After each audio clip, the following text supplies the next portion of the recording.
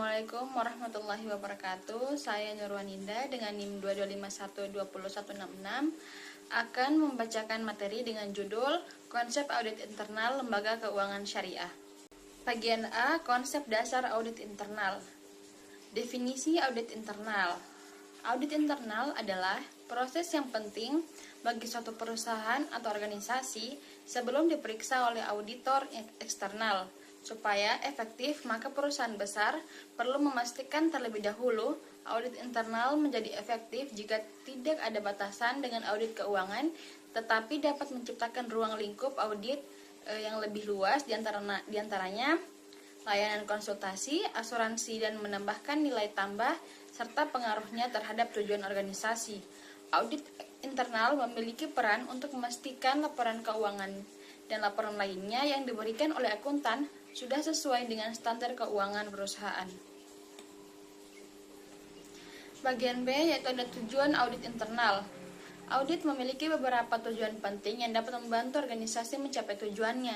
Yang pertama yaitu membantu manajemen dalam pengambilan keputusan yang tepat, yaitu dengan membantu manajemen dalam pengambilan keputusan yang tepat dengan menyediakan informasi yang objektif dan terpercaya dalam proses audit. Tim akan mengevaluasi dan menganalisis informasi yang terkait dengan operasi organisasi untuk memberikan keyakinan dan saran mengenai pengelolaan risiko, pengukuran kinerja, dan manajemen internal. Selanjutnya yaitu meningkatkan efisiensi dan efektivitas organisasi, yaitu tim audit akan melakukan evaluasi efektivitas operasional dan organisasi dengan menyarankan perbaikan yang diperlukan untuk meningkatkan efisiensi dan efektivitas operasional. Selanjutnya yaitu memastikan kepatuhan terhadap peraturan dan kebijakan. Tim audit organisasi akan melakukan pemeriksaan kepatuhan terhadap peraturan dan kebijakan serta memberikan rekomendasi jika ditemukan kelemahan dalam pemenuhan kewajiban kepatuhan. Selanjutnya yaitu mengidentifikasi risiko dan menyarankan tindakan mitigasi. Dengan mengidentifikasi risiko dan menyarankan tindakan mitigasi, tim audit akan melakukan evaluasi dan identifikasi risiko yang dihadapi dengan menyarankan tindakan mitigasi yang diperlukan untuk mengurangi risiko tersebut. Bagian C ada prinsip-prinsip utama audit internal.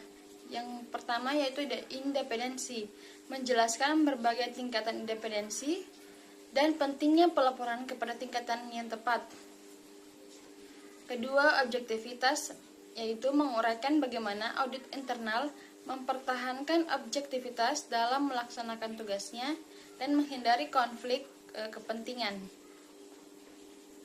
Ketiga, kompetensi dan kecakapan profesional, menjelaskan persyaratan kompetensi auditor internal dan pentingnya pengembangan profesional berkelanjutan. Selanjutnya yaitu ada bagian B, tahapan audit internal. Yang pertama, perencanaan audit. Perencanaan dibuat bertujuan untuk menentukan objek yang akan diaudit atau prioritas audit, arah dan pendekatan audit, perencanaan alokasi sumber daya dan waktu. Kedua, pengujian dan pengevaluasian. Yaitu tahap ini internal harus mengumpulkan atau menganalisa serta menginterpretasi dan membuktikan kebenaran informasi untuk mendukung hasil audit.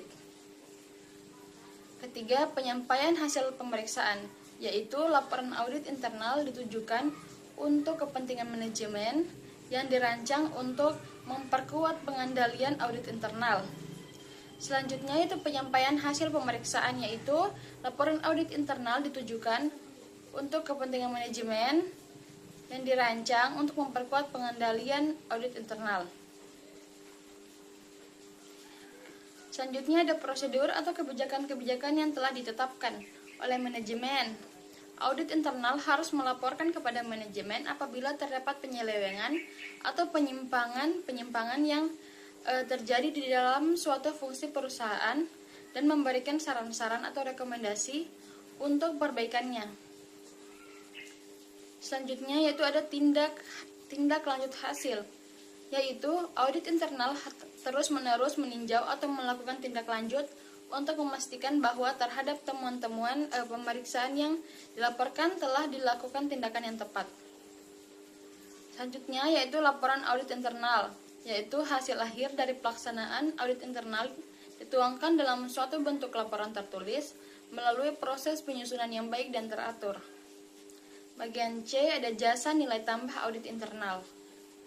Jasa nilai tambah audit internal adalah layanan yang diberikan oleh auditor internal yang tidak hanya fokus pada kepatuhan dan pengendalian, tapi juga memberikan kontribusi langsung terhadap peningkatan efisiensi, efektivitas, dan nilai bisnis organisasi. Contoh jasa nilai tambah audit internal yaitu pertama ada peningkatan proses bisnis. Kedua yaitu ada evaluasi manajemen risiko. Ketiga yaitu ada kepatuhan terhadap regulasi. Keempat yaitu ada peningkatan sistem pengendalian internal. Kelima ada pemberian insight strategis. Keenam yaitu ada audit berbasis teknologi atau IT audit. Serta ketujuh yaitu ada konsultasi dan pelatihan.